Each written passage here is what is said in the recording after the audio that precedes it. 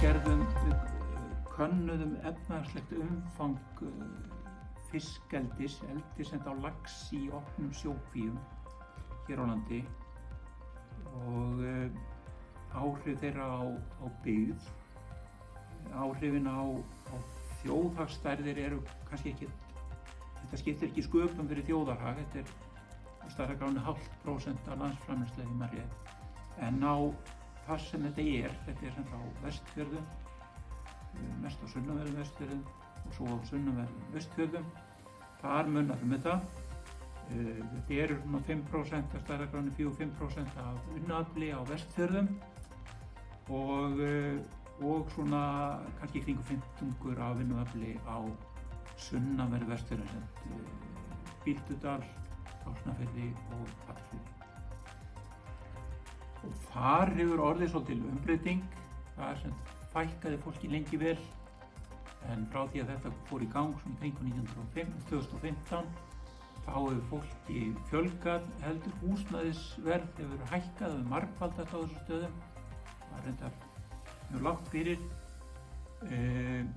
en fjölgunin er reyndar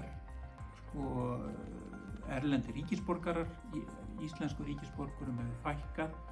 Þannig að þessi nýju störf sem hafa vissulega verið góð fyrir þessa staði, þau hafa ekki náð að freista manna nægilega til að þeir flytji í stórum stíl frá öðrum stöðum yfir á þessa stöðum. En fjölgun á þessum stöðum, þetta eru einstaklingar, það er svolítið merkilegt. En fjölskyldum, eiginlegum fjölskyldum, fleiri en einn maður, þeim hafði ekki fjölgað á þessu stöðum til síðast ég gáði. Þeir eru mikið, karlar eru í meirihluta og Bíldudal til dæmis eru karlar núna, samkvæmt síðustu tölum í kringum 150, meðan það voru 107 konur. Börnum fækkaði þar.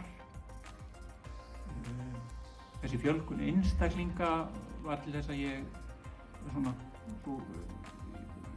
mín hugmynd var svo að þarna væru kannski mikið svona fólk sem væri að hygði ekki á langa búsetu. En þetta er náttúrulega ný atvinnugrein, við höfum eftir að sjá hvað verður, hvort menn setjast þarna.